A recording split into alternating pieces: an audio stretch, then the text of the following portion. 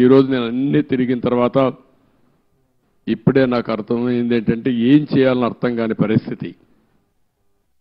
5 సంవత్సరాలు రోడ్లన్నీ పూర్తి అయిపోయినటివి, సగంలో ఆగిపోయినాయి. కొన్ని అయితే 80% పూర్తి చేసి ఆగిపోయినాయి. అదే మాదిరిగా బిల్డింగ్స్, మొట్టమొదటిసారిగా నేను వెళ్ళింది శాసన మండలి, శాసనసభ అభ్యర్థులు ఎవరైతే ఎమ్మెల్యేలు ఎమ్మెల్సీలు ఉండే క్వార్టర్స్కి వెళ్ళాను. 80-70% వర్క్ అంతా పూర్తయింది. మిగిలినటి ఎక్కడేసిన గొంగళ అక్కడే మిగిలిపోయింది. ఆ తర్వాత పక్కనుండే